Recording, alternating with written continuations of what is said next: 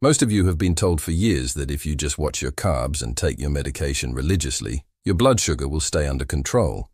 You're doing the work, yet you're still seeing those stubborn spikes every morning. It feels like you're failing, but after 15 years in clinical practice, I can tell you, it's likely not your fault. There's a silent gap in the system. A staggering 80% of diabetics over 50 have a hidden deficiency that sabotages their insulin. Think of insulin as a key and your cells as a lock. If you lack the right lubricant from specific micronutrients, the key won't turn, no matter how hard you try. I've sat with countless patients who feared losing their independence or becoming a burden because their health felt like a downward spiral. But this isn't an inevitable part of aging. It's often a simple lack of information. There is a practical, science-backed way to reclaim your control and protect your future. If your numbers have been stubborn lately, just comment "stuck" or "ready" below. As a doctor, there is a specific look I see on a patient's face nearly every single day in my clinic.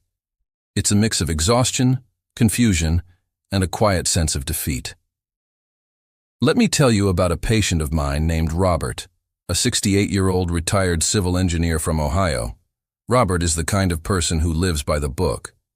He tracks his steps on his watch, he reads every food label at the grocery store, and he takes his prescribed Metformin exactly at 8:00 a.m. and 8:00 p.m. every day. For 6 months, Robert did everything right. He cut out the white bread, he swapped his morning juice for water, and he walked 3 miles every evening after dinner. Yet, when Robert sat across from me last month and we looked at his latest lab results, his A1C was still sitting stubbornly at 8.2%. He looked at me with genuine hurt in his eyes and asked, "Dr. Whitman, what am I doing wrong? Is my body just broken?" If you are watching this and you've felt that same sting of frustration, the feeling that you are fighting a war you cannot win despite following every order, I want you to take a deep breath. You aren't broken, and you aren't failing. The truth is, there is a saboteur in the room that almost no one is talking to you about. In the traditional medical system, we are taught to focus on 3 main pillars of diabetes management: diet, exercise, and medication. We tell you to lower your carbs, move your body, and take your pills. These are essential, don't get me wrong. But in my 15 years of clinical practice, I have realized that for the majority of people over the age of 60, there is a missing 4th pillar. Without this 4th pillar, the other 3 simply cannot stand firm. I call this the invisible saboteur, and it refers to the chronic, silent depletion of essential micronutrients that act as the biological machinery for your metabolism. To understand why your blood sugar stays high even when you eat a salad and take your meds, we have to look at how your body actually processes energy. I want you to use a simple analogy that I share with all my patients. Imagine your body is a high-security building. Inside that building is where the energy, glucose, needs to go to be used. The key to that building is insulin. Whether your pancreas makes it or you inject it, that insulin's only job is to go to the door of your cells, insert itself into the lock, which we call insulin receptors, and turn. When that key turns, the door opens, glucose enters the cell, and your blood sugar levels drop, because the sugar is no longer floating aimlessly in your bloodstream. Now, here is the part that is often overlooked in standard checkups. No matter how good the key is, and no matter how many keys you have, the door won't open if the lock is rusty or jammed. In biological terms, your insulin receptors need lubricant to function. This lubricant isn't a drug. It is a very specific set of vitamins and minerals. If you have a micronutrient deficiency, it is exactly like trying to turn a key in a lock that has been seized by rust and grit. You can push harder, which is what your body does by pumping out more and more insulin, but eventually, you aren't opening the door. You're just going to bend or break the key. This leads us into what I call the vicious cycle of insulin resistance. When that lubricant is missing, your blood sugar stays high. Your brain senses this high sugar and sends an emergency signal to your pancreas. We need more keys, double the production. Your pancreas, being a loyal organ, goes into overdrive. It works overtime, day and night, pumping out massive amounts of insulin to try and force those rusty doors open. For a while, this works, but it comes at a terrible price. First, having chronically high levels of insulin in your blood actually makes the locks even rustier. It's a biological feedback loop where the more insulin your cells see, the more they try to hide their locks to protect themselves. Second, and more importantly for those of us over 60, your pancreas has a finite capacity. If you force it to run at 200% capacity for years because your cellular locks are jammed, the insulin-producing cells eventually burn out. This is when we see patients move from needing 1 pill to needing 2, then 3, and eventually needing to inject insulin because their internal factory has simply closed its doors. This isn't just a matter of high numbers on a screen. It is a matter of biological exhaustion that leads to the complications we all fear. The vision loss, the kidney damage, and the loss of sensation in our feet that steals our ability to walk and stay independent. You might be wondering, Dr. Whitman, if these vitamins are so important, why am I deficient? I take a multivitamin and I eat a balanced diet. This is a fair question, and the answer is rooted in the unique way the American senior body interacts with the modern medical and food system. There are 4 specific reasons why, if you are over 60 and living with diabetes in the US, the deck is unfortunately stacked against you when it comes to nutrient levels. Think of your body like a bucket. To stay healthy, you need that bucket to stay full of essential minerals and vitamins. However, chronic high blood sugar acts like a drill, poking holes in the bottom of that bucket. When your blood glucose is elevated, your kidneys have to work in high gear to filter that excess sugar out of your blood and move it into your urine so you can pee it out. But the kidneys aren't perfect filters. As they flush the sugar out, they unintentionally drag out massive amounts of water-soluble minerals and vitamins with it. I see this constantly in my older patients. They are literally peeing away their magnesium, their B vitamins, and their electrolytes. This creates a tragic paradox. The higher your blood sugar is, the more lubricant your body loses, which makes your blood sugar even harder to control. You are losing the very tools you need to fix the problem just by having the problem. In the US, Metformin is the gold standard first-line treatment for type 2 diabetes. It is a fantastic, life-saving medication, and I am not telling you to stop taking it. However, we have to be honest about the cost of taking it long-term. Metformin works in the gut to reduce glucose absorption and in the liver to stop excess sugar production. But while it's doing that, it interferes with the delicate transport system in your small intestine. Specifically, Metformin is a notorious thief of vitamin B12, and as more recent studies suggest, it can significantly hinder your body's ability to maintain vitamin D levels. For a 30-year-old, this might not be an immediate issue. But for a 65 or 70-year-old, whose B12 and D levels are already naturally lower, this metformin tax can push you into a severe deficiency state. I've had patients come to me with diabetic neuropathy, tingling and numbness in their feet, thinking it was just the diabetes, only for us to find out it was actually a severe B12 deficiency caused by their medication. It is a side effect that many busy doctors simply don't have the time to discuss in a 15-minute appointment. As we cross the threshold of 60, our bodies change in ways that aren't always visible. One of the most significant changes happens in the stomach and intestines. To absorb vitamins like B12, magnesium, and even vitamin D, your stomach needs a certain level of acidity to break down food and release those nutrients.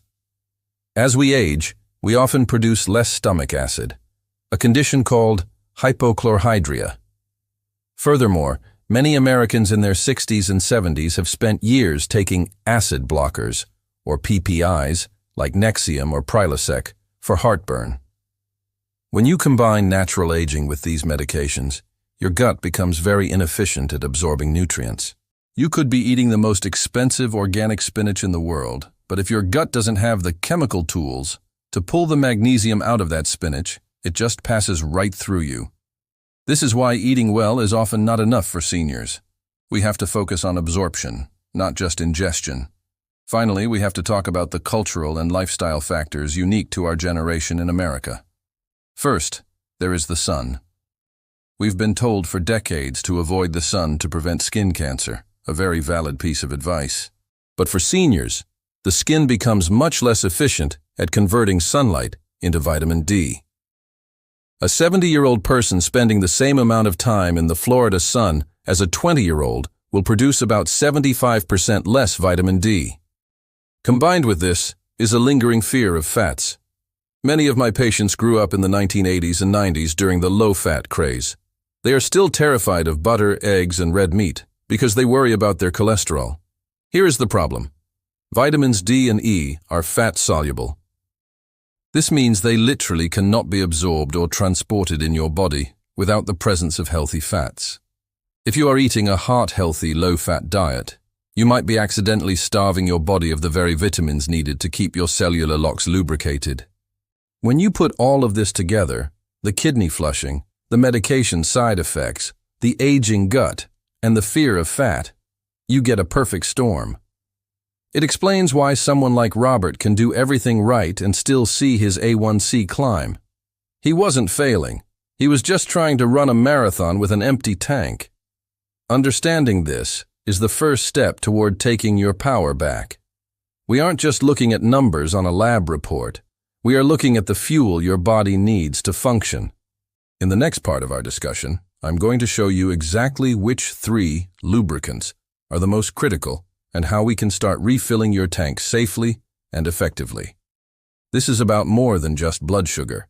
It's about ensuring you have the energy and the health to enjoy your retirement, your grandkids, and your independence for decades to come. Don't go anywhere, because the solution is often simpler than you think, but the timing of how you do it is everything. Now that we have identified why your body might be struggling despite your best efforts, let's move into the solutions. I want to start with the nutrient I consider the absolute foundation of metabolic health. In my clinic, I call it the master key, but you probably know it as vitamin D3. For decades, we've been told vitamin D is for strong bones. While that's true, modern science has revealed that vitamin D isn't ET, actually a vitamin in the traditional sense. It is a prohormone. It acts as a master conductor for your body's entire genetic orchestra. Imagine your DNA is a massive library of instructions.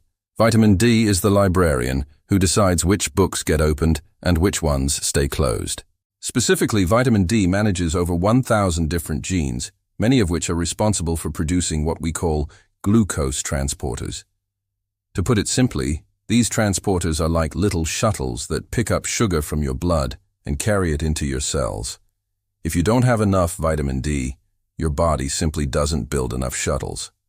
No matter how much insulin you have, if there are no shuttles to carry the sugar, your blood glucose will remain dangerously high. The scientific evidence backing this up is powerful and recent. In 2023, a massive meta-analysis was published that combined the results of 46 robust clinical trials. This isn't just one small study. This is the gold standard of medical research.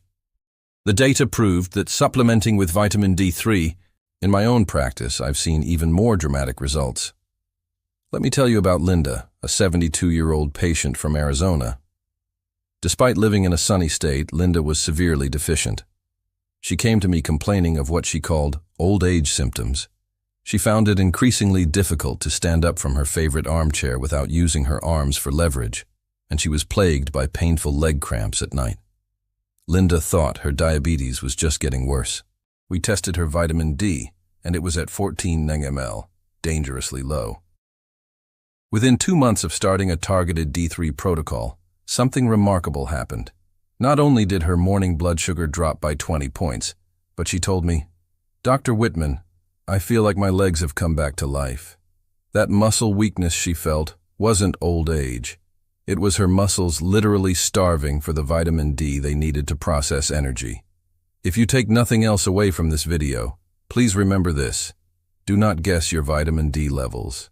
At your next checkup, ask your doctor for a 25-hydroxyvitamin D test, often abbreviated as 25-OHD.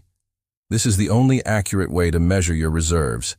In the US, The standard lab range often says anything above 30 ng/ml is normal. But for a diabetic over 60, normal isn't good enough. We want optimal. I aim for my patients to be between 40 and 60 ng/ml. If your test comes back below 20, you are in a state of deficiency that is actively damaging your metabolic health.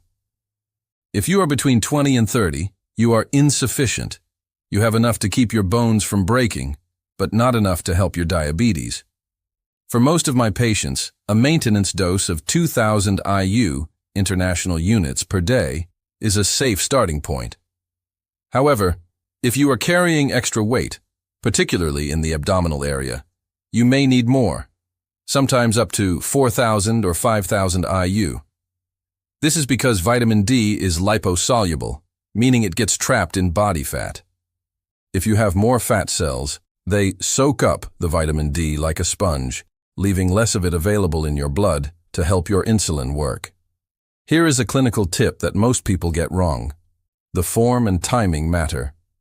I always recommend looking for vitamin D3 that is liquid-filled, in an oil base, like olive oil or coconut oil, rather than a dry powder tablet. Because vitamin D needs fat to be absorbed, taking it in an oil-based capsule can increase your absorption by up to 30%. And always take it with your largest meal of the day. If you take your vitamin D on an empty stomach with just a glass of water, you are essentially wasting half the pill. It needs that mealtime fat to get into your system. Because I want you to be safe, we have to talk about the precautions. If you have chronic kidney disease, or if you are taking thiazide diuretics for your blood pressure, like hydrochlorothiazide, you must talk to your doctor before starting vitamin D. Vitamin D increases how much calcium your body absorbs. If your kidneys aren't filtering well, that calcium can build up in your blood or worse, start depositing in your arteries, a process called calcification. We want to help your diabetes, not create a heart problem. Also, avoid the megadose trend of taking 10,000 or 50,000 IU daily, unless you are under strict medical supervision. More is not always better. Beyond blood sugar, my patients often report a side effect they love: better mood and more energy. Vitamin D is essential for the production of serotonin, our feel-good hormone. When your vitamin D is optimal, you don't just have better numbers, you have a better outlook on life. If vitamin D3 is the key that opens the door, vitamin E is the shield that protects the door from being destroyed. To understand why this is critical for you, we have to talk about a process that sounds like a cooking term, but is actually a medical nightmare: glycation. Imagine a molecule of sugar in your blood as a piece of sticky, hot taffy. When your blood sugar is high, that taffy starts sticking to everything it touches: your protein fibers, your red blood cells, and the delicate lining of your blood vessels. This caramelization of your body is what causes the long-term damage of diabetes. It creates oxidative stress, a storm of unstable molecules called free radicals that literally rust your cells from the inside out. This is where vitamin E comes in. It is your body's premier fat-soluble antioxidant. It sits in the membrane of your cells like a sentry, neutralizing those free radicals before they can damage the locks, the insulin receptors, on your cell doors. A study from 2022 showed that diabetics taking 200 milliliters of natural vitamin E daily significantly reduced their markers of oxidative stress, specifically a marker called malondialdehyde, by up to 25%. When you reduce that internal rust, your insulin receptors become more sensitive, and your fasting glucose can drop by 8 to 12 mg/dl. This is the most important part of the vitamin E conversation. If you walk into a typical American drugstore like CVS or Walgreens and grab the cheapest bottle of vitamin E, you are likely buying DL-alpha tocopherol. That DL prefix tells you it is synthetic, made in a lab from petroleum byproducts. The human body does not recognize synthetic vitamin E well. In fact, taking high doses of synthetic vitamin E has been linked in some studies to an increased risk of health issues. Real vitamin E, as found in nature, is not just one molecule. It is a family of 8. 4 tocopherols, alpha, beta, gamma, delta, and 4 tocotrienols. In my clinic, I only recommend natural mixed tocopherols. Look for the D-alpha without the L, or the words mixed tocopherols on the label. This natural version is much more potent at protecting your blood vessels and your vision. How do you know if your shield is weak? There are subtle signs I look for in my patients over 60. One is chronically dry, flaky skin that doesn't seem to respond to lotions. Another is slow wound healing. If a small scratch on your arm takes 3 weeks to disappear, your body is likely struggling with oxidative stress. Finally, keep an eye on your night vision. If you find it increasingly difficult to drive at night because of the glare from headlights, your retinas might be crying out for the antioxidant protection of vitamin E. While I often recommend a $200 million supplement for therapeutic benefit, you can get a head start at the grocery store. A handful of almonds, about 1 ounce, provides about 7 milligrams of vitamin E. Half an avocado provides about 4 milligrams. Leafy greens like spinach and Swiss chard are also excellent sources. I tell my patients to aim for a vitamin E snack every day, a small bowl of almonds or sunflower seeds. It's a simple, delicious way to start building that shield. This is a vital warning for my seniors. If you are taking a blood thinner like warfarin, Coumadin, or antiplatelet drugs like clopidogrel, Plavix, you must consult your cardiologist before taking vitamin E. Vitamin E has a mild, blood-thinning effect of its own. When combined with prescription thinners, it can increase your risk of bruising or, in rare cases, internal bleeding. Also, a word on stroke risk. Some studies have suggested that very high doses of synthetic vitamin E, 400 IU or more, can increase the risk of hemorrhagic stroke. This is why I stick to the natural mixed form at a moderate dose of 200 mg. We want to protect your vessels, not make them too fragile. Finally, because vitamin E makes your insulin work better, you may experience a good problem. Your blood sugar might drop lower than usual. If you are on insulin or a drug like glipizide, you need to be very diligent about testing your sugar. If you start seeing numbers in the 70s or 80s and feeling shaky, it's a sign the shield is working, and your doctor may need to reduce your medication. Never reduce your prescription meds on your own, but use those lower numbers as evidence to start a conversation with your healthcare provider. By combining the master key, D3, to build more sugar shuttles, and the shield, vitamin E, to protect your cellular locks from rust, we are already halfway to reclaiming your metabolic health. But there is one more piece to the puzzle, the electric regulator, that makes sure the whole system actually has the power to run. We'll talk about that next.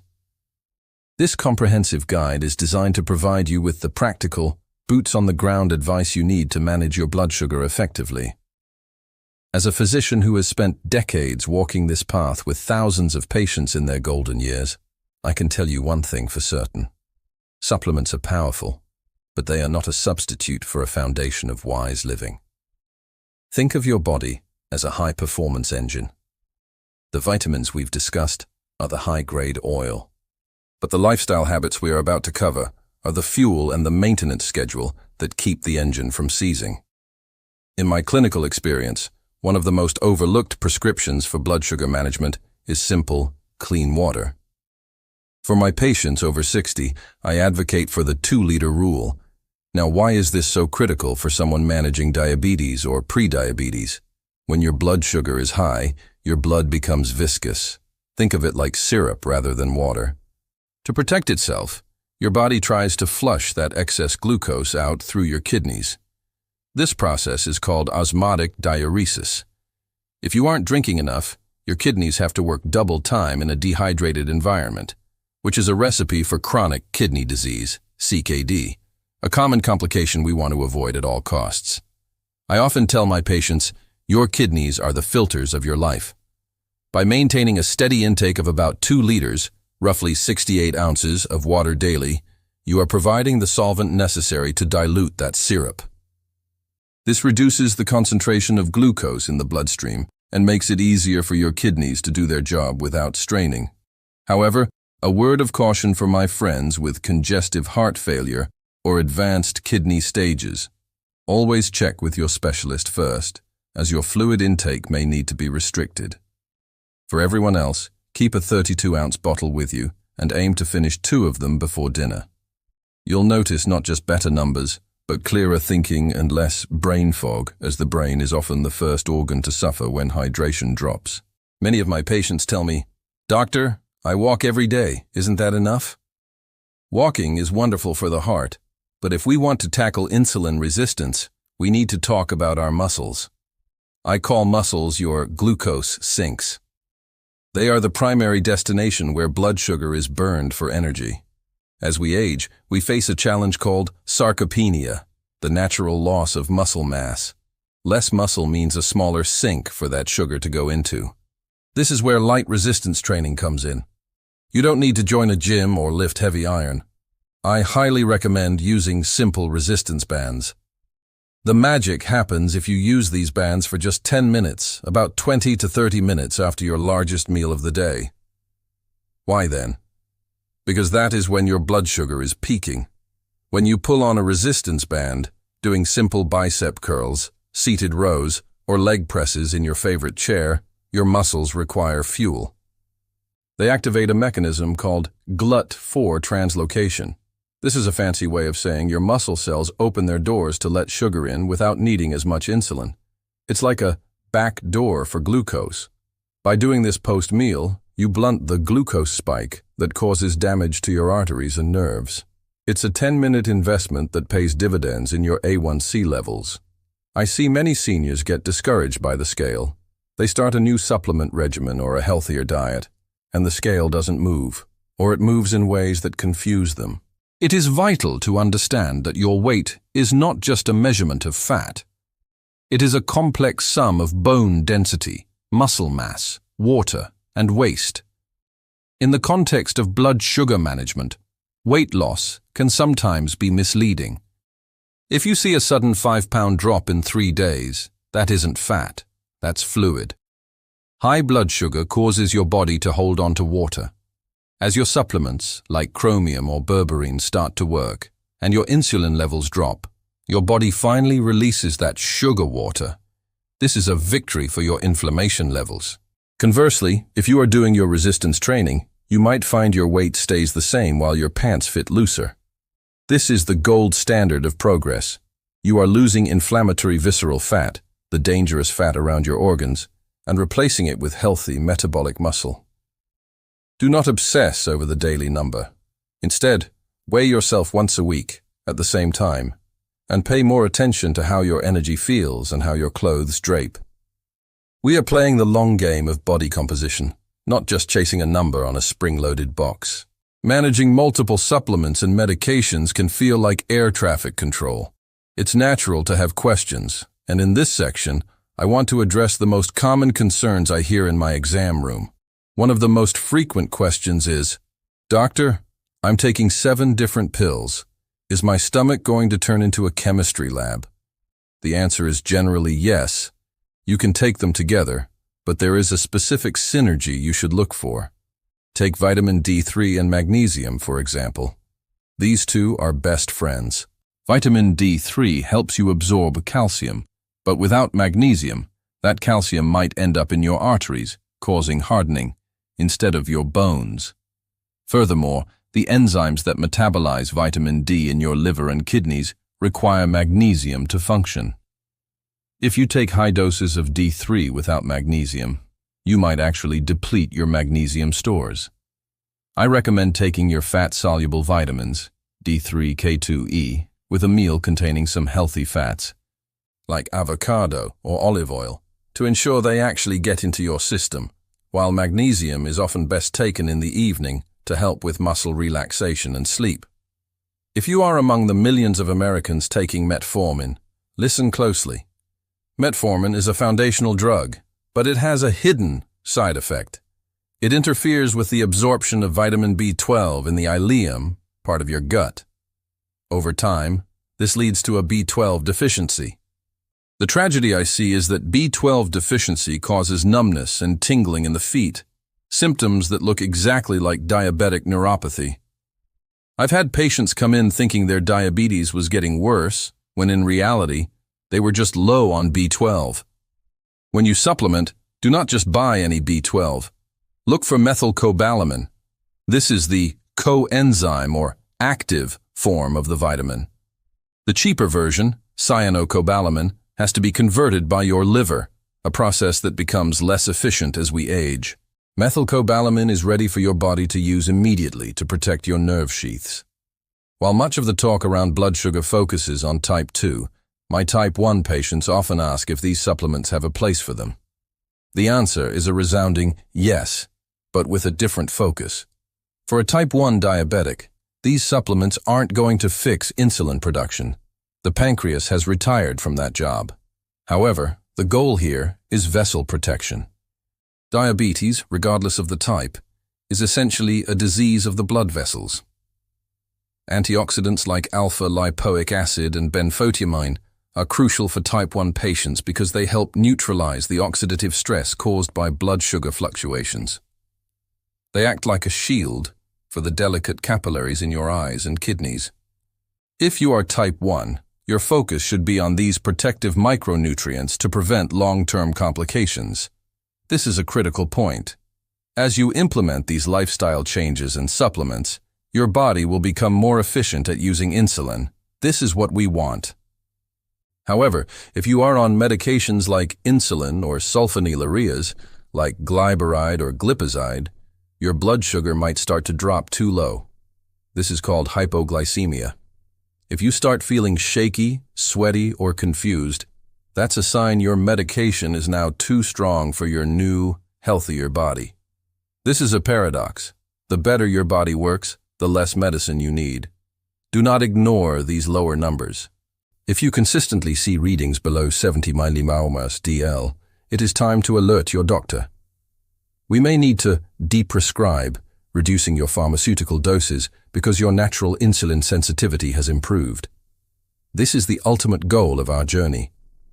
You'll often hear people touting vitamin C for everything. While it is a fine antioxidant in the world of diabetes management, it takes a back seat. Why? Because the glucose molecule and the vitamin C molecule are structurally very similar. They actually compete for the same transport hooks to get into your cells. If your blood sugar is high, the sugar will always win the race, leaving the vitamin C stuck outside in the hallway. Instead of mega-dosing vitamin C, focus on benfotiamine, the fat-soluble B1, which can penetrate the tissues much more effectively even when sugar is present. We live in an era of instant results, but biology takes time. In my practice, I tell patients to look for 2 distinct milestones. First, the energy phase, 14 days. Within the first 2 weeks of proper hydration, magnesium, and B vitamins, you should feel a lift in your daily energy and perhaps a reduction in brain fog. Second, the A1C phase, 3 months. Your hemoglobin A1C is a 90-day average of your blood sugar. It measures how much sugar is stuck to your red blood cells. Since red blood cells live for about 3 to 4 months, you cannot expect to see a significant change in your A1C overnight. Be patient. Stick to the protocol for 90 days before you judge its success. I know that as we get older, swallowing a handful of large capsules can be daunting. If you struggle with this, don't let it stop you. Many of the supplements we've discussed, like magnesium or vitamin C, come in high-quality powder forms that can be stirred into water. For capsules, you can often pull them apart and mix the contents into a spoonful of sugar-free applesauce or Greek yogurt. Just be sure not to do this with timed release or enteric-coated tablets, as they are designed to dissolve slowly in the gut. Always check the label or ask your pharmacist if a pill can be crushed. I am often asked if it's too late to start. My oldest patient, currently following a modified version of this protocol, is 94. It is never too late to support your physiology. However, for those over 80, we take a low and slow approach. The kidneys and liver process things a bit more slowly, so we often start with half doses to ensure the body tolerates the change well. At 80 plus, the goal is quality of life, keeping your energy up so you can stay mobile and independent. The supplement industry in the US can be like the Wild West. To ensure you aren't wasting your money on sawdust and fillers, look for specific seals on the label. Look for USP, US Pharmacopeia, or NSF international marks. These are third-party organizations that verify that what is on the label is actually inside the bottle. Additionally, ensure the product mentions GMP, good manufacturing practices. This ensures the facility is clean and follows pharmaceutical-grade standards. Buying store brand is often tempting, but with your health, quality in equals results out. Many of you are practicing intermittent fasting, IF, to help with weight and insulin. A common question is, will my vitamins break my fast? If you take a plain capsule with water, it won't trigger an insulin response or break your metabolic fast. However, as I mentioned, fat-soluble vitamins, A, D, E, K, require food for absorption. If you take your vitamin D on an empty stomach during your fasting window, you are essentially flushing it away. Your body won't absorb it. Therefore, I recommend stacking your supplements.